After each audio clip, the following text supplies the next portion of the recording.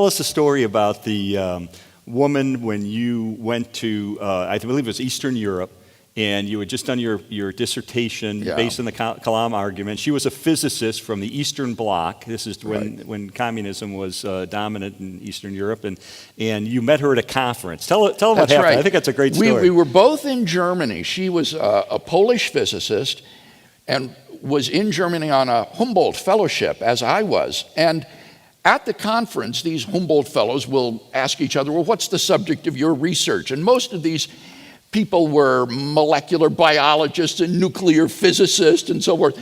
And then I would tell them, well, I'm studying the historicity of the resurrection of Jesus. And it was rather stunning. And Eva said to us at that point, well, physics has destroyed my belief in God. She said, as I look out at the world, all I see is darkness. And as I look into my own heart, all I see is darkness. Darkness without and darkness within. And Jan at that point said to her, well, you ought to read Bill's doctoral dissertation. He uses physics to prove God's existence. And I thought, oh my goodness, what have we done? Good work, Jan. And she said, well, I would like to.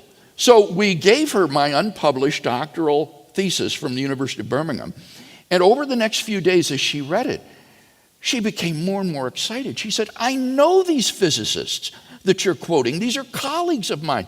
By the time she got to the end, she said, thank you for restoring my faith in God. I now believe that God does exist after all. And we said, well, would you like to know him in a personal way? That's not the end of the story. We said, would you like to know him in a personal way? And she said, well, sure.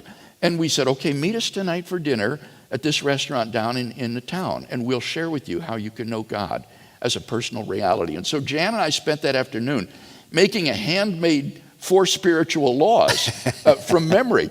And after dinner, we opened it to Eva on the table and began, just as there are physical laws that govern the physical universe, so there are spiritual laws that govern your relationship with God. And she said, what? Physical laws, spiritual laws, this is just for me. And we shared the 4 laws when we got to the end where there are the circles that represent your life. And we said, which circle represents your life? She clapped her hand over the booklet and said, oh, this is so personal, I cannot answer now. And we said, that's fine. We explained to her how she could give her life to Christ and encourage her to do so on her own. Well, when we saw her the next morning, her face was radiant with joy. She told us she went home that night, got down on her knees, prayed to receive Christ, and she flushed down the toilet all of the tranquilizers and the booze that she had been on, and her life was absolutely transformed. That's so great. That's terrific. We gave her a Good News New Testament and explained to her how to have a devotional life with Christ, and then began to pray for her, and our ways parted.